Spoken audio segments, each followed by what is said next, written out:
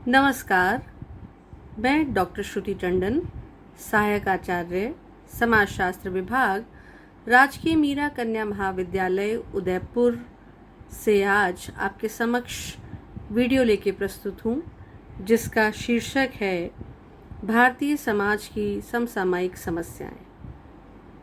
ध्यान देने की बात यह है, बीए सेकेंड ईयर के सेकेंड पेपर से संबंधित ये टॉपिक फर्स्ट यूनिट में प्रयोग किया जाता है।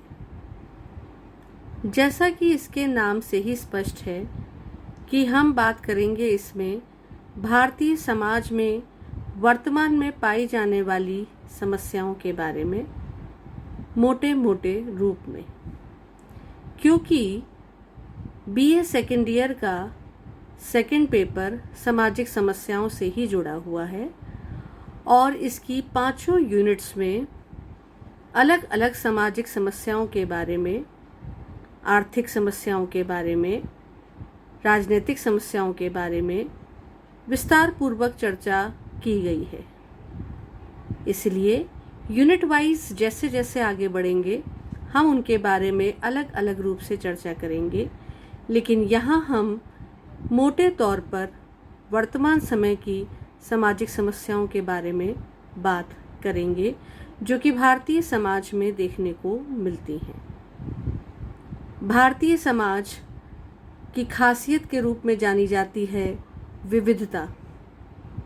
जी हाँ, धार्मिक, भाषाई, राजनीतिक, खान पान, रहन सहन, वेशभूषा, बोली, कई आधारों पर भारतीय समाज में विविधताएं देखने को मिलती हैं और इन विविधताओं को ही स्वीकार करके भारत विविधता में एकता युक्त राष्ट्र कहलाता है। लेकिन कभी कभार कुछ व्यवहार जो कि अधिकांश जनसंख्या को प्रभावित करता है और एक नियम और वांछनीय स्थिति को नहीं बने रहने देता है, उसके द्वारा समाज में समस्याएं उत्पन्न हो जाती हैं जो कि सामाजिक व्यवस्था को भी गड़बड़ा देती हैं और परिणाम स्वरूप ये समस्याएं समाज के बहुत बड़े वर्ग को जब प्रभावित करती है तो समाज का वही वर्ग पुनः एकत्रित होकर इसके समाधान के लिए कार्य करता है ताकि समस्या का समाधान ढूंढा जा सके। विभिन्न समस्याओं का वर्गीकरण मात्र अध्ययन की सुविधा के लिए ही किया जाता है। वास्तविकता तो ये है कि ये सभी समस्याएं परस्पर एक दूसरे से प्रभावित होती हैं और एक दूसरे को प्रभावित करती हैं। उदाहरण के तौर पर अपराध कानूनी समस्या है, परंतु ये परिवार और समाज से गुथी हुई भी है, इसीलिए इसे हम सामाजिक समस्या के रूप में भी जानते हैं। कानूनी समस्या है, इसलिए इसका निराकरण के लिए कानूनी प्रावधान का प्रयोग किया जाता है। लेकिन जब अपराध और अपराधी की बात की जाती है तो एक परिवार उससे जुड़ता है और उस अपराधी के द्वारा किए गए कृत्य से न सिर्फ वो परिवार प्रभावित होता है बल्कि समाज प्रभावित होता है। इसलिए एक कानूनी समस्या आगे चलकर सामाजिक समस्या का रूप भी ले लेती है। इस प्रकार से गरीबी और बेरोजगारी आर्थिक समस्या के साथ साथ सामाजिक समस्या भी हैं। और अगर बात करें सांप्रदायिकता की तो वो सामाजिक सांस्कृतिक समस्या होने के साथ साथ राजनीतिक और आर्थिक समस्या भी है। इस प्रकार से हर समस्या दूसरी समस्या से जुड़ी हुई है और विस्तार पूर्वक इनकी चर्चा करने पर यह पता चलता है कि कारण और समाधान भी आपस में जुड़े हुए होते हैं। फिर भी जब हम प्रमुख रूप पे सामाजिक समस्याओं की बात करते हैं जो कि भारतीय समाज में देखने को मिलती है तो हम उन्हें 4 प्रमुख भागों में वर्गीकृत करते हैं। पहली बात करें हम सामाजिक समस्याओं की, तो सामाजिक समस्याएं जो कि समाज के बहुत बड़े वर्ग को प्रभावित कर रही हैं, जिसके अंतर्गत हम कुछ मुद्दों को शामिल करते हैं, जैसे छुआछूत, अनुसूचित जाति जनजाति की समस्याएं, महिलाओं की समस्याएं, नशीले पदार्थों की समस्याएं। ये वो समस्याएं हैं जो कि समाज के बहुत बड़े वर्ग को प्रभावित करती हैं। इसीलिए इन्हें सामाजिक समस्याओं की श्रेणी में रखा जाता है।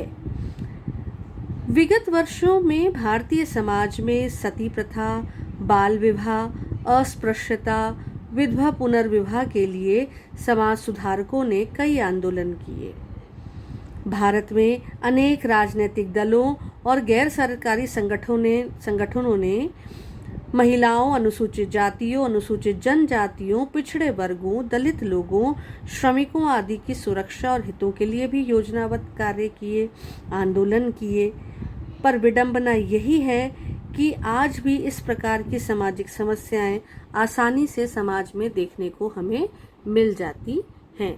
इसलिए प्रथम श्रेणी में जब हम सामाजिक समस्याओं की बात करते हैं तो इसमें हम कुछ प्रमुख मुद्दों को सम्मिलित कर सकते हैं, जैसे छुआछूत की समस्या, अनुसूचित जाति जनजाति की समस्या, महिलाओं की समस्या और नशीले पदार्थों के सेवन से उपजी हुई समस्याओं की बात। जब हम बात करते हैं सांस्कृतिक समस्याओं की, तो इस बात को तो नहीं नकारा जा सकता कि ये समस्याएं भी समाज में ही देखने को मिलती हैं, लेकिन इनका मूल परिप्रेक्ष्य संस्कृति से रहता है, इसलिए इन्हें सांस्कृतिक समस्या कहना गलत नहीं होगा। जैसे कि भाग्यवाद, विशिष्टतावाद, पितृसत्तात्मकता, ये कुछ ऐसी समस्याएं हैं जो कि संस्कृति से जुड़ी हुई होती हैं। आपके सांस्कृतिक परिवेश के परिणाम स्वरूप उत्पन्न हुई समस्याएं सांस्कृतिक समस्याओं के रूप में जानी जाती है। भाग्यवादिता इसका एक बहुत बड़ा उदाहरण के रूप में हम देखते हैं कि कई बार कई लोगों के द्वारा इस प्रकार की बात सुनने को मिलती है कि जो भाग्य में लिखा है वही होता है।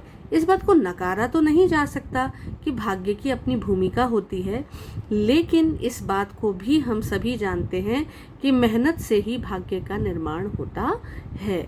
लेकिन ये सांस्कृतिक परिवेश में किस प्रकार की शिक्षा और वातावरण आपको मिला है, उसके अनुरूप ही आपका व्यवहार बना है, तो वो भी एक समस्या के रूप में जब सामने आता है तो वो सांस्कृतिक समस्या के रूप में अपनी पहचान रखता है और भाग्यवाद उसका एक उदाहरण कहलाता है।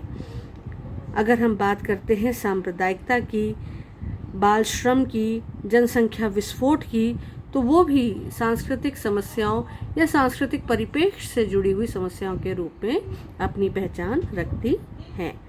बात करते हैं हम आर्थिक समस्याओं की, तो उस श्रेणी में निर्धनता, बेरोजगारी, काला धन, ये प्रमुख रूप से आर्थिक समस्याओं के रूप में अपनी पहचान रखती हैं, क्योंकि इनका संबंध अर्थ से अधिक होता है, इसलिए इन्हें हम आर्थिक समस्याएं कहते हैं। भाषावाद, क्षेत्रवाद, अपराध, हिंसा, आतंकवाद, ये वो समस्याएं हैं जिनका कहीं ना कहीं समाधान राजनीतिक हस्तक्षेप से होता है और कहीं ना कहीं इसके समाधान के जब प्रयास किए जाते हैं, जब बात की जाती है, तो राजनीति एक बहुत ही महत्वपूर्ण भूमिका अदा करती है। इसलिए इन्हें हम राजनीतिक समस्याओं की श्रेणी में रखते हैं। इस प्रकार से विभिन्न धार्मिक, राजनीतिक, सांस्कृतिक, आर्थिक, जीवन के पक्षों से जुड़ी हुई समस्याएं जो कि समाज के बहुत बड़े वर्ग को प्रभावित करती हैं, सामाजिक समस्याओं की श्रेणी में रखी जाती हैं। समाज में विकास होना आवश्यक है, लेकिन विकास अपने संग कई सारी समस्याओं को लेकर के आता है, इसे हम झुठला नहीं सकते हैं। आवश्यकता है कि विकास की गति को बनाए रखें और समाज में भी नियम और व्यवस्था को सुचारू बनाए रखें, और इसमें सबसे बड़ी महत्वपूर्ण भूमिका नागरिकों की ही होती है। इसलिए आवश्यक है समाजशास्त्र के विद्यार्थी होने के नाते कि हम सामाजिक समस्याओं को पहचानें, उनके कारणों को जानें, उनके निवारणों को साथ में लेकर के इस दिशा में सकारात्मक प्रयास करें ताकि समाज समस्या से मुक्त हो सके। धन्यवाद।